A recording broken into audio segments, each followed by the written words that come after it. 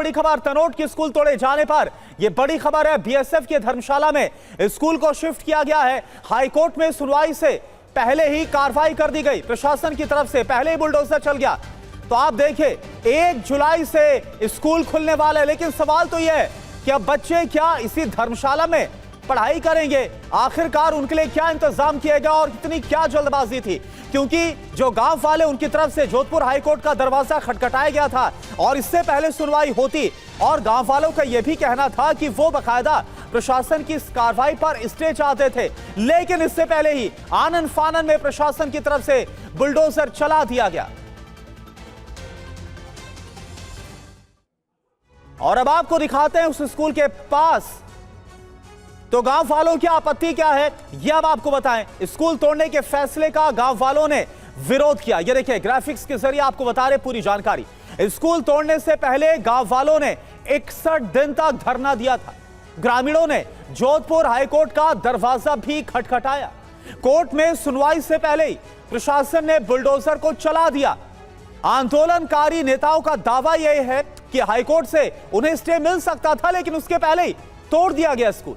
गांव वालों का दावा है कि कोर्ट ने कलेक्टर को फटकार भी लगाई थी, लेकिन इसके बावजूद यह कार्रवाई प्रशासन की तरफ से कर दी गई और अब उनके बच्चों का जो भविष्य है वो अधर में लटक गया है।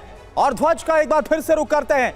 सवाल तो यही है कि आखिर ऐसी क्या जल्दबाजी थी ध्वज प्रशासन के लिए, जब गांव वालों की तरफ से जोधपुर हाईकोर्ट का दरवाजा खटखटाया गया। आंदोलनकारी नेताओं का यह कहना है कि वो चाहते थे कि प्रशासन जो चाहता था उस पर स्टे लगा दिया जाए, लेकिन इससे पहले सुनवाई होती बुलडोजर चला दिया गया।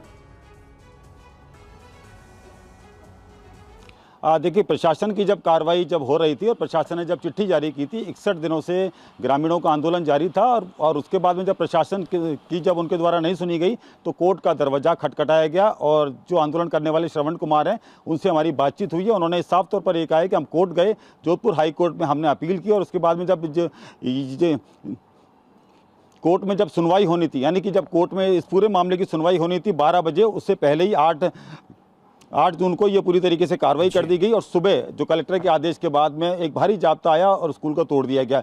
ये जो कार्रवाई की गई स्कूल के पिछले गेट से की गई, पिछली दीवार तोड़ी गई, उसके बाद में जो पूरा स्कूल था उसको जमींदोज कर दिया गया।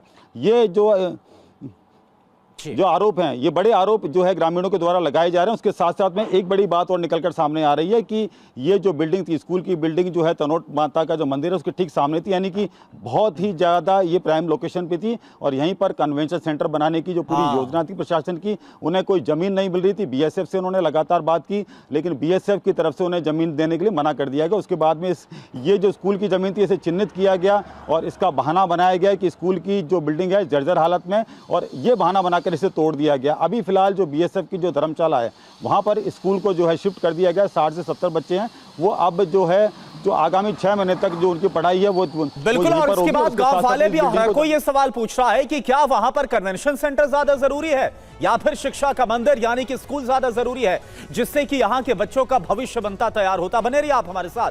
तनोट में स्कूल पर बुलडोजर चला है और क्या है टीवी9 के सवाल, ये हम आपके सामने रख रहे हैं। आप देखिए 20 किलोमीटर इलाके का इकलौता स्कूल टूटने का जिम्मेदार आखिरकार कौन है, यानी कि यहां से 20 किलोमीटर दूर दूर तक कोई भी दूसरा स्कूल है नहीं।